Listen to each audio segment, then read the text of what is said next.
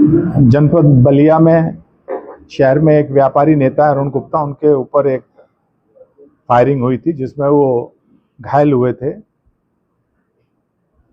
उस घटना का सफल अनावरण बलिया पुलिस द्वारा, हमारी जो कोतवाली पुलिस है और स्वाट सर्वेलेंस टीम है, इनके द्वारा किया गया है। ये घटना जमीनी विवाद में एक षड्यंत्र के तहत कराई गई थी, जिसमें शूटर्स को एंगेज किया गया था। इस घटना को कराने में जो मजरूब थे गुप्ता जी, इन्हीं के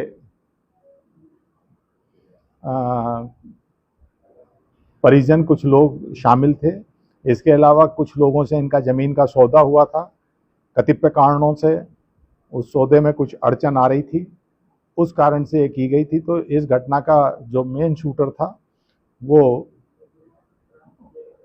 पुलिस द्वारा टेक्निकल सर्वेलेंस, सीसीटीवी और जो पीड़ित पक्ष है उसके द्वारा दिए गए बयानों के आधार पर आइडेंटिफाई हुआ था।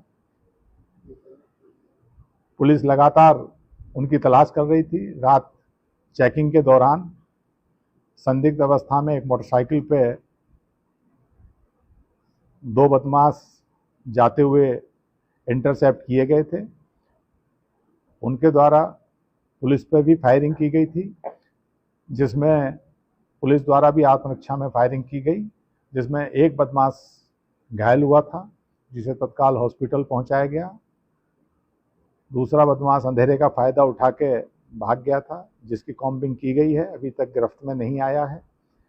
इस पूरे प्रकरण में जो लोग षड्यंत्र में थे, एक षड्यंत्रकारी भी इसमें गिरफ्तार हुए हैं और बाकी लोगों की पुलिस सरगर्मी से तलाश कर रही है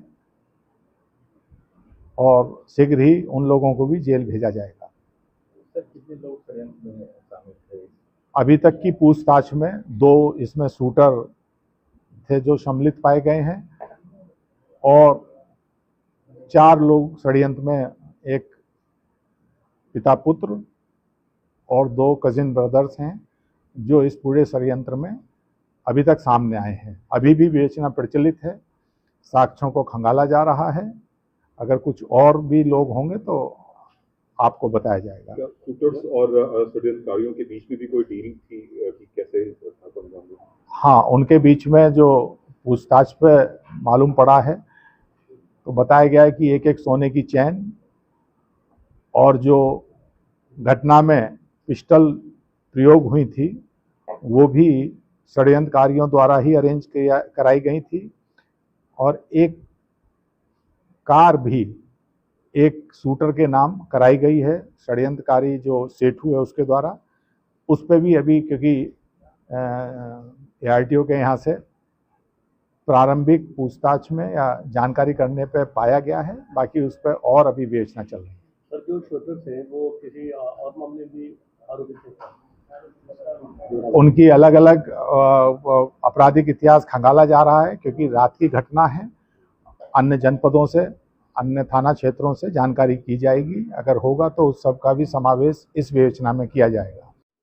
बांसडीह में एक इंटरफेथ एलॉपमेंट का प्रकरण आया था, जिसमें एक समुदाय का तथाकथित अध्यापक दूसरे समुदाय की एक नाबालिग बालिका को लेके 4-5 दिन से गायब था, जिसके कारण विभिन्न संगठनों के द्वारा रोष भी व्यक्त किया गया था।